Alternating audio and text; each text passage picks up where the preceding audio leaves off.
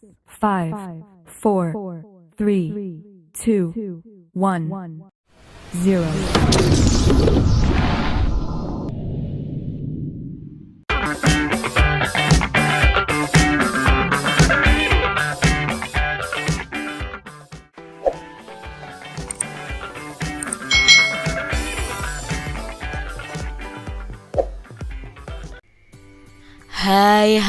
Hai. Selamat datang di channel YouTube Kak Citra. Apa kabar adik-adik semuanya? Kak Citra berharap kalian dalam keadaan yang baik, sehat, dan siap untuk belajar ya. Hari ini kita akan belajar bersama-sama untuk mata pelajaran tematik kelas 3. Kita belajar di tema 7, perkembangan teknologi, subtema 3, perkembangan teknologi komunikasi, pembelajaran yang pertama. Mari adik-adik kita belajar dengan penuh semangat ya. Adik-adik, manusia adalah makhluk sosial. Artinya setiap orang itu memerlukan orang lain untuk hidup adik-adik. Satu orang itu berhubungan dengan orang lain. Manusia melakukan komunikasi saat bersama-sama. Nah, saat berkomunikasi, kita dapat menyampaikan apa yang diinginkan. Saat berkomunikasi, kita dapat menyampaikan apa yang kita pikirkan juga. Nah, dahulu ruang komunikasi manusia itu amat terbatas. Bersyukurlah adik-adik, teknologi komunikasi makin berkembang. Kini kita dapat berkomunikasi dengan siapa saja dan di mana saja. Nah, mari kita pelajari perkembangan teknologi komunikasi agar hidup kita makin berarti. Adik-adik, kalau zaman dahulu berkomunikasi dengan orang yang jauh dari kita, misalnya di luar kota atau di luar pulau, itu sangat susah adik-adik. Bisanya menggunakan surat. Surat saja harus dikirim lewat kantor pos ya. Lalu dikirim ke alamatnya, kalau membalas ya begitu sebaliknya. Tapi semakin kesini semakin berkembang, ada WhatsApp ya. Nah, kita bisa telepon, kita bisa video call.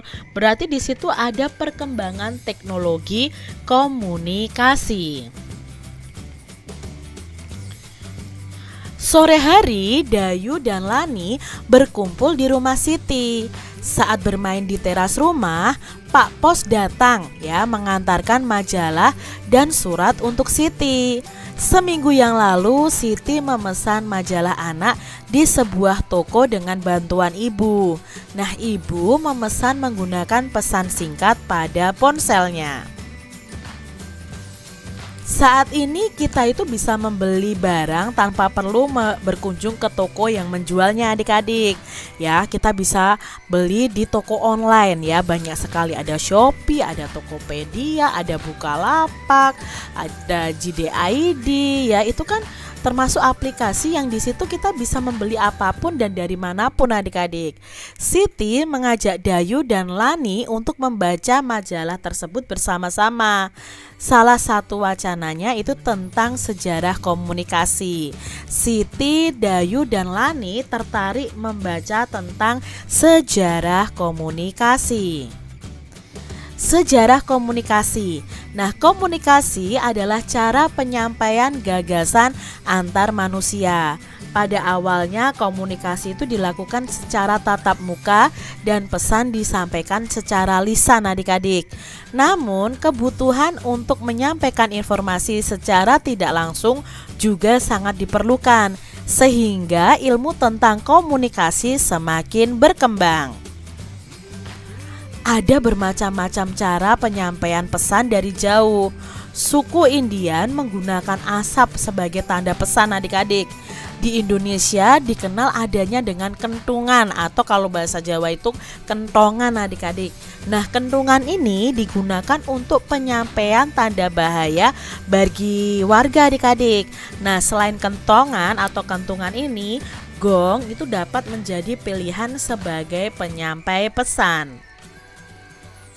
Salah satu penyampaian pesan secara tertulis adalah melalui surat.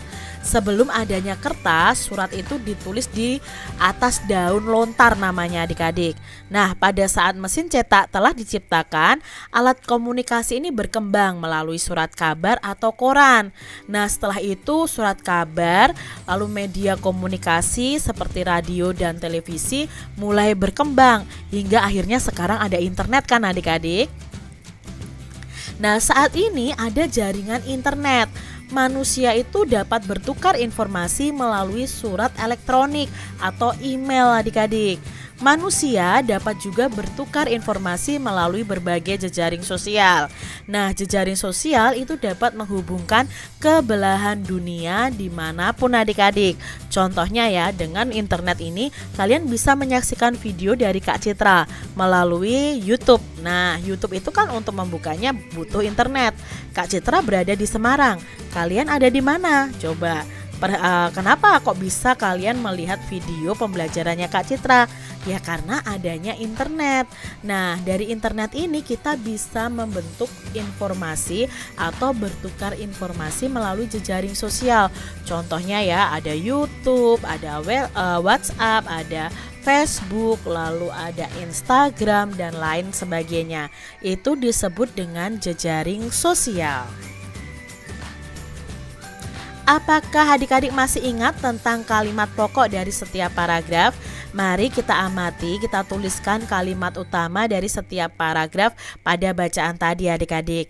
Nah, paragraf pertama, kalimat utamanya itu adalah komunikasi adalah cara penyampaian gagasan antar manusia. Lalu di paragraf kedua, itu kalimat utamanya adalah ada bermacam-macam cara penyampaian pesan dari jauh. Lalu di paragraf yang ketiga, salah satu penyampaian pesan secara tertulis adalah melalui surat. Dan di paragraf yang keempat, saat ini ada jaringan internet. Nah, ide pokok suatu bacaan itu dapat ditemukan jika kita membaca dengan teliti. Nah, ide pokok ditemukan pada kalimat utama tiap paragrafnya adik-adik. Nah, ide pokok itu adalah gagasan utama dari bacaan tersebut. Setelah mengumpulkan kalimat utama dari tiap paragraf, maka dapat diketahui bahwa ide pokok dari teks bacaan di atas adalah yang pertama tentang cara penyampaian gagasan antar manusia, lalu yang kedua itu tentang cara penyampaian pesan dari jauh, yang ketiga cara penyampaian pesan secara tertulis, dan yang keempat adalah manfaat jaringan internet. Adik-adik coba tuliskan kembali kata-kata yang digarisbawahi pada bacaan tadi. Lalu kita akan cari tahu arti kata tersebut dalam Kamus Besar Bahasa Indonesia. Contohnya tadi ada kata gagasan. Gagasan itu artinya adalah hasil pemikiran atau ide.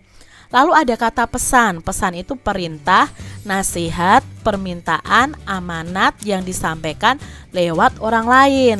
Lalu tadi ada lisan. Lisan itu kata-kata yang diucapkan. Lalu ada kata informasi. Informasi itu artinya adalah pemberitahuan atau kabar atau berita tentang sesuatu. Lalu ada keuntungan. Nah, ada kentungan, maaf ya. Ada kentungan atau kentongan ya. Itu adalah alat pemukul yang terbuat dari batang bambu atau batang kayu yang dipahat. Berikutnya tadi ada kata penyampaian. Penyampaian itu artinya adalah proses atau cara atau perbuatan menyampaikan sesuatu adik-adik. Lalu ada kata surat. Surat itu artinya adalah kertas dan sebagainya yang tertulis ya, berisi tulisan, itu adalah surat. Nah, sekarang koran itu adalah lembaran-lembaran kertas bertuliskan kabar atau berita dan sebagainya. Biasanya terbagi dalam kolom-kolom, terbit setiap hari secara periodik. Koran ini juga disebut dengan surat kabar atau surat harian. Lalu tadi ada kata media. Media itu alat atau sarana komunikasi seperti koran, majalah, radio, televisi, film, poster, dan spanduk. Lalu yang terakhir ada kata internet. Internet itu artinya adalah jaringan komunikasi elektronik yang menghubungkan jaringan komputer dan fasilitas komputer yang terorganisasi di seluruh dunia melalui telepon atau satelit. Itu ya kata-kata yang digarisbawahi dan artinya. Nah adik-adik, buatlah kalimat menggunakan kata-kata tadi nih adik-adik, kata-kata yang digarisbawahi dan yang sudah kita tahu artinya tadi. Di sini Kak Citra akan memberikan contoh ya. Yang pertama ada kata gagasan. Edo menyampaikan gagasan dalam diskusi kelompok.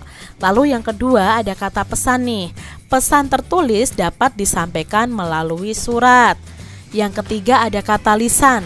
Undangan ulang tahun dapat disampaikan secara lisan. Secara lisan itu berarti artinya itu terucap adik-adik, tidak perlu ditulis. Berikutnya adalah informasi. Informasi itu kalimatnya bisa seperti ini. Informasi mengenai pemilu dapat dilihat di situs kpu.go.id.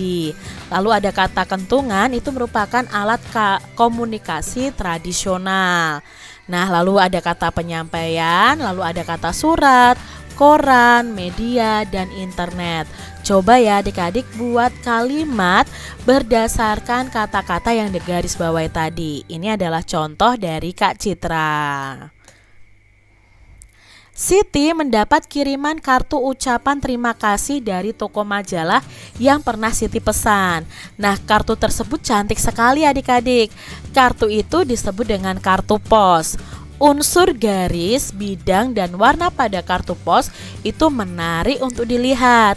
Amati hiasan pada kartu pos berikut ini. Nah, ini yang diterima oleh Siti adik-adik.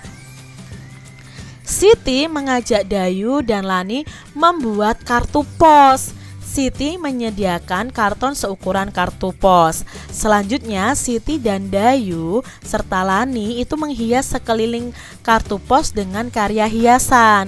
Nah, buatlah hiasan yang sama nih adik-adik, seperti Siti dan teman-temannya pada kartu pos di bawah ini ya. Kalian bisa jiplak di buku kalian buat kartu pos. Adik-adik, Siti, Dayu, dan Lani telah selesai menghias sekeliling kartu pos dengan karya hiasan. Amati gambar kartu pos yang telah dihias. Nah, ini yang sudah dihias oleh Siti. Adik-adik, kartu pos ini mempunyai 4 tepi atau 4 garis ya, 4 garis tepi.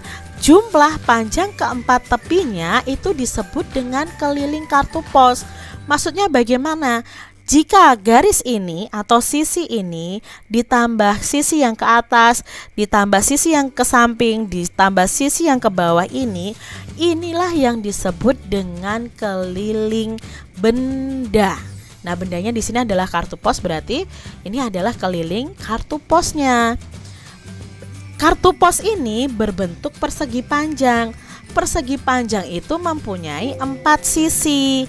Jumlah panjang keempat sisinya itu disebut dengan keliling persegi panjang. Adik-adik, setiap bangun datar itu memiliki keliling. Kita dapat menemukan keliling dari setiap bangun datar dengan mudah. Keliling bangun datar adalah jumlah panjang sisinya. Itu yang perlu kalian ketahui. Jadi dijumlah panjang sisinya. Amati berbagai bangun datar yang ada di kelas kalian nih adik-adik. Temukan kelilingnya bersama dengan teman kalian. Amati gambar-gambar di bawah ini dan tebalkan sisi-sisi yang membentuk keliling dari bangun berikut. Contohnya nih adik-adik, ada persegi panjang. Yang dinamakan keliling persegi panjang adalah garis ini, 1, 2, 3, 4. Loh Kak, itu ada garis potong-potong di tengah, apakah itu disebut dengan keliling? Tidak adik-adik, keliling itu adalah garis tepinya, garis tepi pada bangun datar tersebut. Jadi ini yang diwarnai hijau ini adalah garis tepinya. Jika dijumlahkan itu akan menjadi keliling bangun tersebut. Nah adik-adik, di sini ada gambar nih. Kita akan tebalkan mana yang dimaksud dengan keliling. Gambar yang pertama, gambar ini. Mana yang dimaksud dengan keliling? Ya kita kelilingnya aja garisnya ini.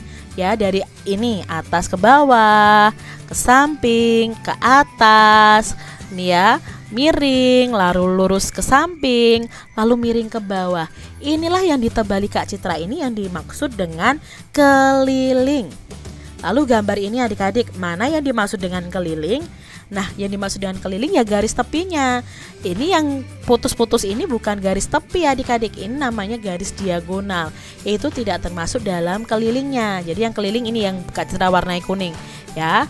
Dari ini ditambah ke sini, ditambah ke samping ini, ke atas, miring, ke samping. Nah, ini yang disebut dengan keliling. Kita lihat contoh berikutnya. Mana yang dimaksud dengan keliling? Nah, ini yang Kak Citra tebali warna merah. Inilah yang dimaksud dengan keliling. Ini segitiga. Nah, ini yang ditebali Kak Citra warna kuning inilah yang disebut dengan keliling segitiga. Adik-adik coba nih gambar-gambar ini di buku tulis kalian, lalu tebalin nih mana yang dimaksud dengan keliling dari 4 bangun datar berikut ini. Coba ya adik-adik kerjakan di rumah kalian masing-masing. Demikian tadi adik-adik pembahasan kita di tema 7, subtema 3 pembelajaran yang pertama. Semoga video pembelajaran ini bermanfaat untuk adik-adik semuanya. Dan sampai jumpa lagi di video pembelajaran Kak Citra selanjutnya. Tuhan memberkati. Jangan lupa tekan tombol subscribe, lalu tekan loncengnya, tekan juga tombol like, lalu share ke media sosial kalian. Jangan lupa untuk ikuti media sosial Kak Citra. Terima kasih.